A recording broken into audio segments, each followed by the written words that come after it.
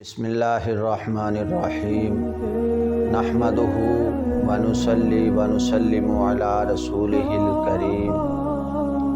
والصلاة والسلام علی سید الانبیاء والمرسلین وعلی آلہ واصحابہ اجمعین۔ قال اللہ تبارک و تعالی فی القرآن المجید والفرقان الحمید وَأَقِيمُوا الصَّلَاةَ وَآتُوا الزَّكَاةَ صدق اللہ العظیم و صدق رسولہ النبی الکریم الامین۔ معزز سامعین و ناظرین، آج کا ہمارا عنوان ہے اسلام میں زکوٰۃ کی ضرورت و اہمیت اور فضائل۔ دیکھیے، اسلام ایک مکمل ضابطہ حیات ہے۔ اسلام زندگی کے تمام شعبہ جات میں اپنے ماننے والوں کی رہنمائی کرتا ہے۔ کوئی بھی پہلو، کوئی بھی گوشہ تشنا نہیں چھوڑتا۔ تمام معاملات میں وہ ہمارے لیے ایک راہ معین کرتا ہے، اور اسلام کا دائرہ کار عبادات کا صرف جو معروف عبادات ہیں ان تک محدود نہیں۔ صرف نماز، روزہ یا حج عبادت نہیں، بلکہ اللہ رب العزت ہمارا دین اسلام لوگوں کے ساتھ اچھے معاملات، باہمی ہمدردی، دوسروں کے کام آنا، حتیٰ کہ بعض مقامات پر سونا بھی رب کے نزدیک وہ عبادت بن جاتا ہے۔ دیکھیے، جو تمام عبادات ہیں وہ دو قسم پر ہیں۔ جو بندے پر حقوق ہیں وہ دو قسم پر ہیں، ایک حقوق اللہ اور دوسرے حقوق العباد۔ حقوق اللہ کا جو مظہر اتم ہے وہ نماز ہے، اور حقوق العباد میں جو سب سے بلند درجہ کا عمل ہے وہ عمل زکوٰۃ کا عمل ہے۔ زکوٰۃ کا لغوی معنی ہی اپنے اندر اس کی اہمیت، افادیت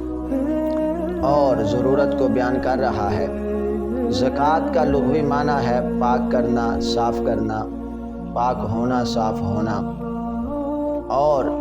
اس کا معنی بڑھا دینا کے ہیں، بڑھوتری کے، کیونکہ زکوٰۃ انسان کے بقیہ مال کو پاک کر دیتا ہے، مشتبہات سے پاک کر دیتا ہے، حرام سے پاک کر دیتا ہے، اور زکوٰۃ کے ذریعے ہمارے مالوں میں اضافہ ہو جاتا ہے۔ اب کوئی آدمی کہہ سکتا ہے کہ دیکھیے کہ مال جس کے پاس لاکھ روپیہ تھا اس میں سے اس نے 2500 روپیہ زکوٰۃ ادا کی، بظاہر تو مال کم ہوا، لیکن آپ کہہ رہے ہیں کہ زکوٰۃ کے ذریعے مال بڑھتا ہے۔ تو اس کا آسان عام فہم جواب یہ ہے کہ مال سے حقیقی مقصود اطمینان قلبی ہوتا ہے، دل کا سکون ہوتا ہے، روح کا چین ہوتا ہے۔ تو اگر کسی کے پاس زیادہ بھی مال ہو، کروڑوں اربوں روپے کا بھی مالک ہو، لیکن اسے اطمینان قلبی حاصل نہ ہو، دل کا سکون حاصل نہ ہو، تو وہ مال اس کے لیے فائدہ مند نہیں، دل کے سکون کا باعث نہیں، بلکہ وہ وبال جان ہے۔ اور اگر کسی کے پاس تھوڑا مال ہے لیکن اس پر وہ مطمئن ہے، راضی ہے، تو اس کا وہی مال ان کروڑوں اربوں روپے کے مقابلے میں بہت زیادہ اور نفع دینے والا ہے۔ تو جو بندہ زکوٰۃ ادا کرتا ہے، رب کی بارگاہ میں صدقہ دیتا ہے اپنے مال میں سے، تو اللہ رب العزت اس کے مال میں برکت پیدا فرما دیتا ہے، اور بظاہر اگرچہ وہ مال تھوڑا ہی کیوں نہ ہو، مگر اللہ رب العزت اس کو اطمینان قلبی عطا فرما دیتا ہے، اور وہ اس مال پر مطمئن ہو جاتا ہے اور رب کا شکر ادا کرتا ہے۔ زکوٰۃ کی فرضیت 2 ہجری میں ہوئی، لیکن ابتدائی احکام اس سے پہلے بھی نازل ہو چکے تھے۔ جناب سیدنا حضرت جعفر طیار رضی اللہ تعالی عنہ، آپ نے جب حبشہ کی طرف ہجرت فرمائی، شاہ حبشہ نجاشی کے پاس آپ پہنچے، تو انہوں نے کہا کہ آپ کے رسول جو ہیں وہ کیا حکم فرماتے ہیں، ان کا پیغام کیا ہے، ان کا مقصد کیا ہے؟ تو آپ نے فرمایا امرنا بالصلاۃ والزکاۃ والصیام، آپ ہمیں نماز کا حکم ارشاد فرماتے ہیں، زکوٰۃ کا حکم ارشاد فرماتے ہیں، روزوں کا حکم ارشاد فرماتے ہیں۔ تو پتہ چلا کہ اگرچہ مکمل طور پر زکوٰۃ کی جو فرضیت ہے وہ 2 ہجری کو ہوئی، لیکن ابتدائی احکام جب نبی پاک علیہ السلام مکہ میں ہی تشریف فرما تھے تو وہ نازل ہو چکے تھے۔ اور جناب ابو سفیان جب ایمان نہیں لائے تھے، ابھی 6 ہجری میں شاہ ہرقل کے پاس نبی پاک علیہ السلام نے اپنا قاصد بھیجا، پیغام بھیجا، اسلام کی دعوت دی۔ تو جناب ابو سفیان کو اس نے بلایا اور کہا کہ یہ آپ کے علاقے کے رہنے والے ہیں، ذرا بتائیں تو صحیح کہ ان کا پیغام کیا ہے، ان کا مقصد کیا ہے، یہ کس چیز کا درس دیتے ہیں؟ تو جناب ابو سفیان نے کہا تھا یامرونا بالصلاۃ والزکاۃ والصلۃ والعفاف، کہ وہ ہمیں نماز کا حکم دیتے ہیں، زکوٰۃ کا حکم دیتے ہیں، صلہ رحمی کا حکم دیتے ہیں،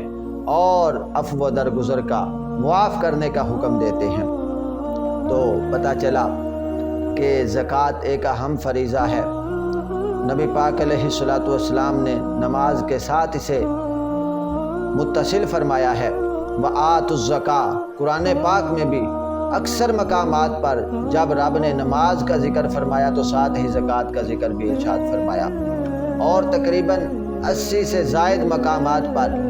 زکوٰۃ کا حکم ارشاد فرمایا ہے۔ اور جو اسلام کے ارکان 5 بیان کیے گئے ان میں سے ایک رکن بھی نبی پاک علیہ السلام نے زکوٰۃ کو قرار دیا ہے۔ زکوٰۃ میں بے بہا حکمتیں ہیں، بے بہا فوائد ہیں، بے شمار اس میں فائدے ہیں، کہ ایک تو اس کے ذریعے مال پاک ہو جاتا ہے، دوسرا زکوٰۃ کے ذریعے معاشرے کے نادار افراد، معاشرے کے مفلس افراد، معاشرے کے وہ افراد جو اپنی زندگی کی گاڑی کو خود نہیں چلا سکتے، ان کی مدد ہو جاتی ہے، اور وہ بھی زندگی کی اس دوڑ میں ہمارے ساتھ شامل ہو جاتے ہیں۔ اور تیسرا اس کا فائدہ کہ انسان کے اندر بخل ہے، کنجوسی ہے، لالچ ہے، حرص ہوتا ہے۔ جب آدمی زکوٰۃ ادا کرتا ہے تو اللہ رب العزت ان برائیوں سے، ان نقائص سے، ان خرابیوں سے بندے کو پاک اور صاف فرما دیتا ہے۔ اور زکوٰۃ ادا کرنے والا رب کا شکر ادا کرتا ہے، کیونکہ جب زکوٰۃ ادا کرتا ہے تو اس وقت زبان پر کلمہ شکر ادا ہوتا ہے۔ وہ اس طرح کہ جب بھی بندہ زکوٰۃ دیتا ہے تو کلمہ شکر ادا ہوتا ہے کہ خدا کا شکر ہے، خدا کی مہربانی ہے، خدا کی عنایت ہے کہ اس نے مجھے دینے والا بنایا ہے، لینے والا نہیں بنایا، اور زکوٰۃ کے ذریعے ہمارا مال بھی محفوظ ہو جاتا ہے۔ تو دیکھیے کہ اگر کوئی اس دنیا میں ہمیں کہے کہ دیکھیں یار تمہارا مال ہلاک بھی ہو سکتا ہے، ضائع بھی ہو سکتا ہے، فنا بھی ہو سکتا ہے، تمہارا مال چوری بھی ہو سکتا ہے، ڈاکہ زنی کا شکار ہو سکتا ہے، ایسے کرو 2500 روپیہ 40واں حصہ لاکھ میں سے وہ میرے حوالے کرو، اس کے بدلے میں میں تمہارے مال کی بقیہ کی حفاظت کروں گا، اس کا میں ضامن بنوں گا۔ تو ہم 2500 تو کیا اپنے مال کو فنا ہونے سے بچانے کے لیے، ضائع ہونے سے بچانے کے لیے، اس کو محفوظ بنانے کے لیے ہم 2.5 تو کیا 5000 بھی دینے پر راضی ہو جائیں گے، 40واں حصہ تو کیا 20واں حصہ دینے پر بھی ہم رضامند ہو جائیں گے۔ لیکن دیکھیے اللہ کا فرمان ہے، اللہ رب العزت ہمیں یہ تسلی دے رہا ہے، ہمیں یہ گارنٹی دے رہا ہے کہ اگر تم میرے راستے میں مال دو گے، زکوٰۃ ادا کرو گے، تو میں بقیہ جو تمہارا مال ہے اس کی حفاظت کی ذمہ داری میں اپنے اوپر لیتا ہوں۔ نبی پاک علیہ السلام نے ارشاد فرمایا جو آدمی 6 چیزوں کی ضمانت دے اس کے بدلے میں اسے جنت کی ضمانت دیتا ہوں۔ پہلی چیز نماز، دوسری زکوٰۃ، تیسرا امانت، چوتھی چیز فرض کی شرمگاہ کی حفاظت، پیٹ کی حفاظت اور زبان کی حفاظت۔ نبی پاک نے فرمایا کہ جو ان 6 چیزوں کا خیال رکھے گا، 6 چیزوں کے معاملے میں شریعت کی پابندی کرے گا، شرعی احکام کو بجا لائے گا، نبی پاک فرماتے ہیں کہ میں اس بندے کو جنت کی ضمانت دیتا ہوں۔ اور وہ لوگ جو زکوٰۃ ادا کرتے ہیں، وہ لوگ جو دوسرے لوگوں کے لیے نفع مند ثابت ہوتے ہیں ان کا نام بھی باقی رہتا ہے، ان کا ذکر بھی باقی رہتا ہے، ان کا کام بھی باقی رہتا ہے۔ اللہ تعالیٰ ان کی زندگیوں میں، ان کی عمروں میں برکت پیدا فرما دیتا ہے۔ رب نے فرمایا وَأَمَّا مَا يَنْفَعُ النَّاسَ فَيَمْكُثُ فِي الْأَرْضِ فَأَمَّا الزَّبَدُ فَيَذْهَبُ جُفَاءً وَأَمَّا مَا يَنْفَعُ النَّاسَ فَيَمْكُثُ فِي الْأَرْضِ۔ جو جھاگ ہوتا ہے پانی کے اوپر وہ ختم ہو جاتا ہے، فنا کا شکار ہو جاتا ہے، لیکن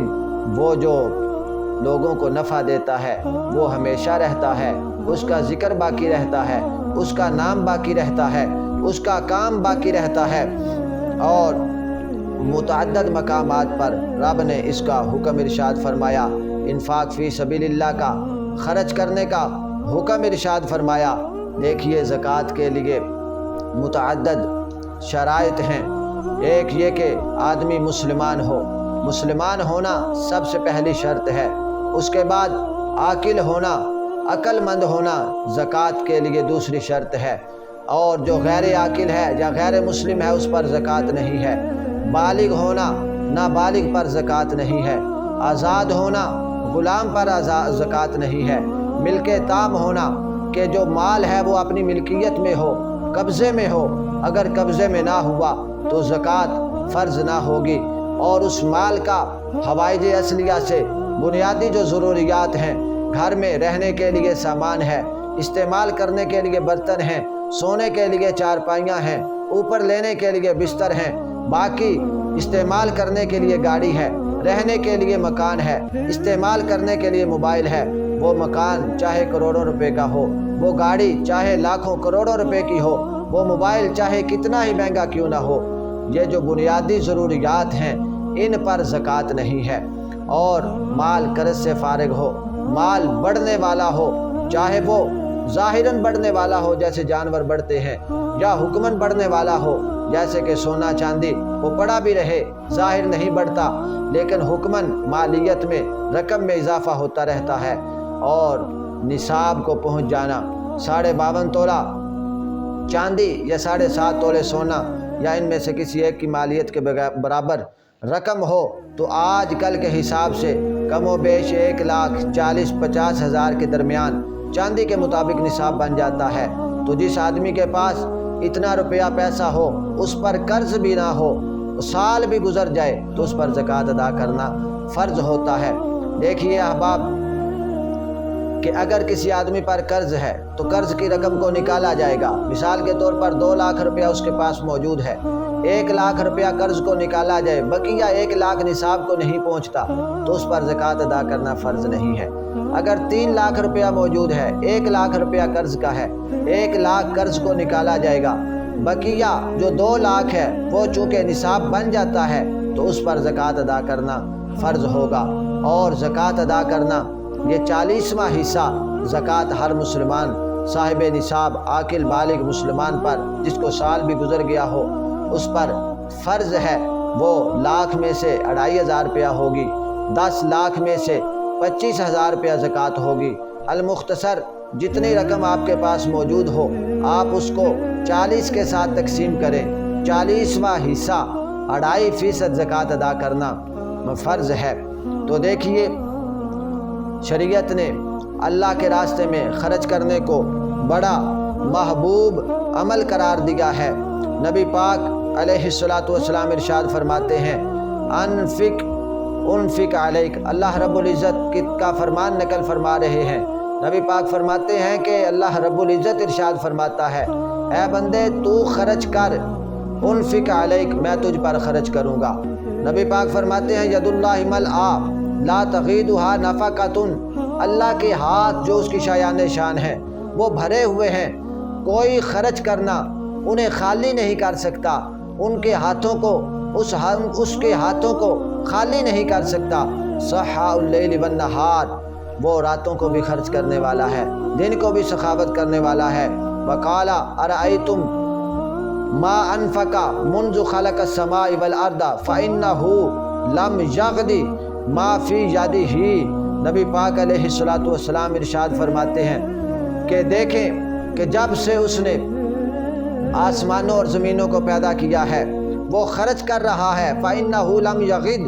ما فی یدہ، جو اس کے ہاتھوں میں ہے وہ ابھی تک ختم نہیں ہوا، وہ ختم نہ ہوا ہے جب سے لوگوں کو پیدا کیا، زمین و آسمان کو پیدا کیا، وہ خرچ فرما رہا ہے، بروز قیامت تک وہ خرچ کرتا رہے گا، لیکن اس کے خزانوں میں کوئی کمی آنے والی نہیں ہے۔ جناب عبداللہ بن عمر رضی اللہ تعالی عنہما آپ فرماتے ہیں کہ میں نے رسول اللہ صلی اللہ علیہ وآلہ وسلم سے سنا،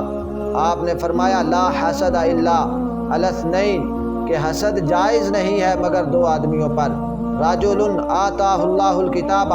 وقام بہ آناء اللیل والنہار، کہ رجل آتاہ اللہ الکتاب وقام بہ آناء اللیل، ایک وہ آدمی کہ جس کو اللہ تعالیٰ نے کتاب کا علم عطا فرمایا، قرآن کا علم عطا فرمایا، اور وہ راتوں کو تلاوت کرتا ہے، قیام کرتا ہے، وَرَجُلٌ آتَاهُ اللَّهُ مَالًا فَهُوَ يَتَصَدَّقُ بِهِ آنَاءَ اللَّيْلِ وَالنَّهَارِ، دوسرا وہ آدمی کہ جس کو اللہ تعالیٰ نے مال عطا فرمایا ہے، وہ اس کے دیے ہوئے مال میں سے دن کو بھی خرچ کرتا ہے، رات کو بھی، جو ضرورت مند ہیں، جو مجبور لوگ ہیں وہ ان کے کام آتا ہے۔ ایسے دو آدمی جو ہیں اس قابل ہیں کہ ان پر اگر جائز ہوتا تو حسد کیا جائے، قابل رشک ہیں یہ آدمی۔ اور نبی پاک علیہ الصلوۃ والسلام ارشاد فرماتے ہیں ایما مؤمن اطعم مؤمنا علی جوع، کہ ایک مسلمان آدمی بھوکا تھا، دوسرے مسلمان بھائی نے اسے کھانا کھلایا، اس کی ضرورت کو پورا کیا، اطعمہ اللہ یوم القیامت من ثمار الجنہ، کل کیا جب قیامت کا دن ہوگا تو اللہ رب العزت اس بھلائی کے بدلے جو اس نے اپنے مسلمان بھائی سے کی ہے، اللہ رب العزت جنت کے پھلوں میں سے اسے پھل کھلائے گا۔ وَأَيُّمَا مُؤْمِنٍ سَقَا مُؤْمِنًا عَلَى ظَمَإٍ، ایک مسلمان بھائی پیاسا تھا،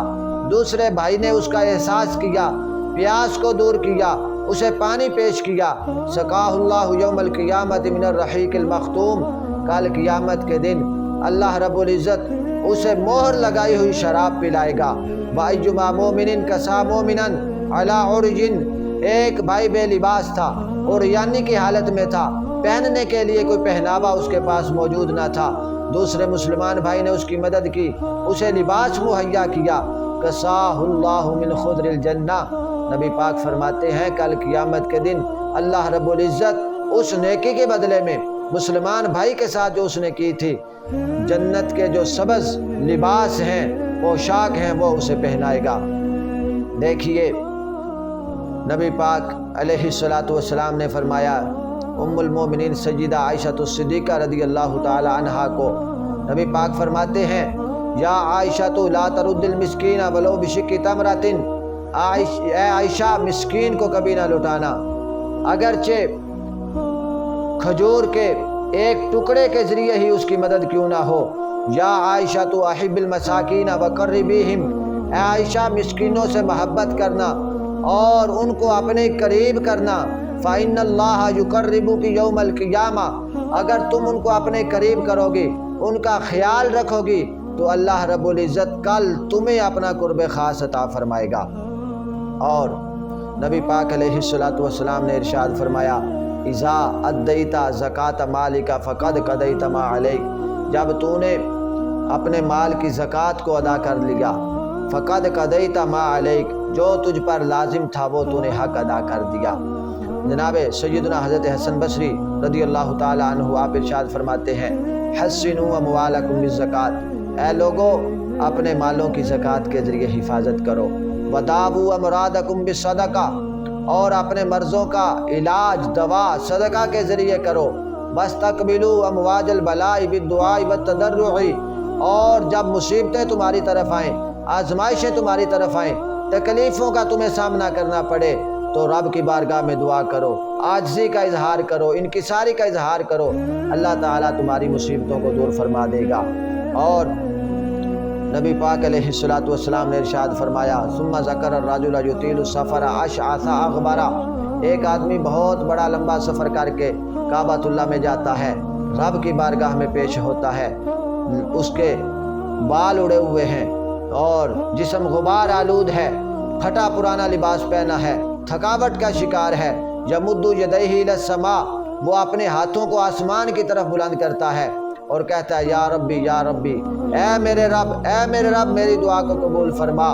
اور حالانکہ وَمَطْعَمُهُ حَرَامٌ اس کا کھانا حرام ہے، وَمَشْرَبُهُ حَرَامٌ اس کا پینا حرام کا ہے، وَمَلْبَسُهُ حَرَامٌ اس کا لباس حرام کا ہے، وَغُذِيَ بِالْحَرَام اور حرام کے ذریعے اس کا جسم پرورش پایا گیا ہے، فَأَنَّا يُسْتَجَابُ لِذَلِكَ ایسے حالات میں اس کی دعا کیسے قبول ہو سکتی ہے؟ تو دیکھیے، حرام صرف یہ نہیں کہ ہم دوسروں کا حق کھائیں، حرام صرف یہ نہیں کہ ہم دوسروں کے حقوق پر ڈاکہ ڈالیں، دوسروں کا مال کھائیں، بلکہ حرام یہ بھی ہے کہ دوسروں کا وہ حق جو ہم پر اللہ تعالیٰ نے لازم کیا ہے، ہم پر شریعت نے لازم کیا ہے، ہم وہ ادا نہ کریں۔ اس کو ادا نہ کرنا بھی یہ ایک رب کی نافرمانی ہے۔ اپنے بقیہ مال کو جو ہم بڑی محنت کے ذریعے کماتے ہیں، بڑی مشقت کر کے کماتے ہیں، اس کو حرام کرنے کے مترادف ہے۔ دعا ہے کہ اللہ تعالیٰ ہمیں عمل کی توفیق عطا فرمائے اور ہمیں زکوٰۃ کی ادائیگی کو صحیح طور پر بجا لانے کی توفیق عطا فرمائے اور تمام احکامات الہیہ کو بجا لانے کی توفیق عطا فرمائے۔ وما توفیقی